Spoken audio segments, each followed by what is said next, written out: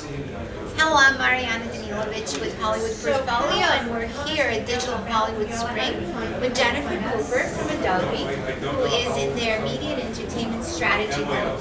And Jennifer will tell us a little bit more about what's going on in that group with Adobe. Thank you for having me. The reason Adobe has entered into a media and entertainment strategy practice is because so many of our customers, specifically from the creation all the way through to analytics and optimization of their businesses, have asked us to help them rationalize all the different change that's happening in digital. Those changes include multi-channel access for consumers of how they come in and consume content. Those changes also include different types of mobile and tablet opportunities that those consumers have, which actually creates quite a challenge for those creating content for all of those platforms at the same time. With all of the folks in media who are creating studio content and television content and gaming content for consoles, they always have to think about how to limit their widespread technology investment to how do we create once and actually distribute everywhere. So those are some of the challenges that we see in the industry, and those are the things that we help our customers rationalize. We also think through with them how to improve revenues coming from digital channels. Those might include additional advertising options or additional freemium options or subscription options, but frankly, we're always asked, how do you create engaging content?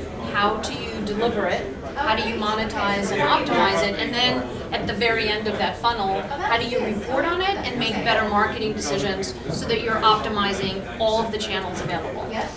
And that's quite a bit of work. Indeed it is. Indeed. I suspect your group has grown. It has indeed over the last couple of years. We've gone from just actually 2 or 3 people now to over 25. And we have a global footprint, even though our company is global, but our practice has now grown to a global footprint, and we're having fun with wonderful people. I can just imagine, because the market has shifted, even just in the last 6 months, to the point where it's almost chaotic, and one has to kind of make order out of chaos. Indeed.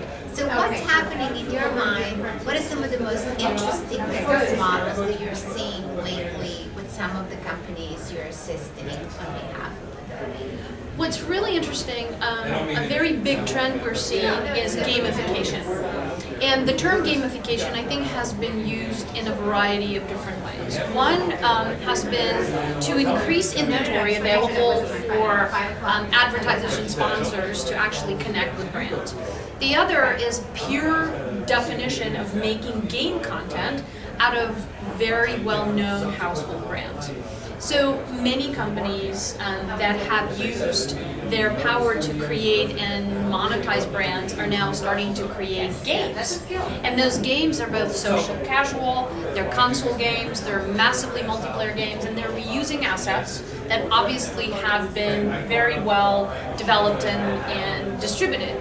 So Disney's doing a lot of work with that, as is EA, with a lot of their very interesting assets. But now you have companies like Kraft Foods and Capital One credit cards that are doing cross-promotional deals with gaming companies to try to harness the power of the social community that comes with gaming, which is a very interesting trend and a very big shift. And quite different than what's been going on in the brand and innovation marketplace, with linear storytelling only in major television shows. That's right.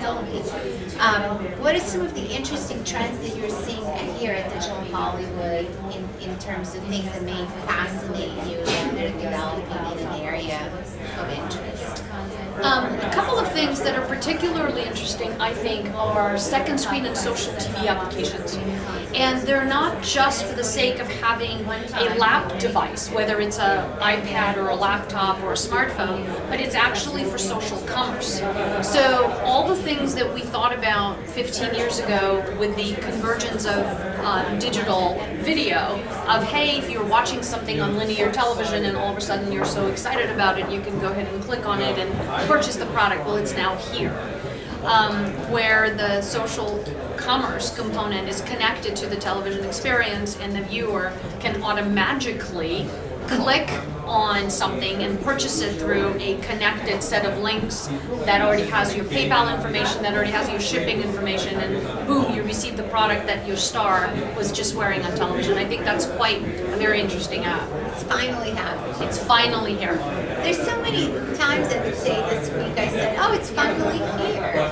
Cross-platform and monetization of platforms and purchasing things within video programming. What are some of the things that you think are still coming but maybe haven't quite materialized from the technology perspective? I think there is still a great deal of opportunity internationally and globally, where there are some language issues between English and other languages across the globe, where a program or a piece of content is created here in the US by very well-known brands, is supported by very well-known brands, but is not quite as hot yet overseas. And so overseas doesn't just mean EMEA. There's also APAC and opportunities in China, where obviously there are restrictions on Facebook and other things that have to be lifted.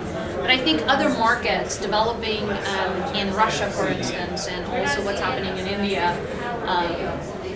help to fuel opportunities that are still abound. And in terms of technology, I think that there's still a great deal of opportunity for social analytics, for instance, as people use that for not just an acquisition, but also for an advertising inventory channel. There needs to be a lot more analytics and actually data-focused reporting.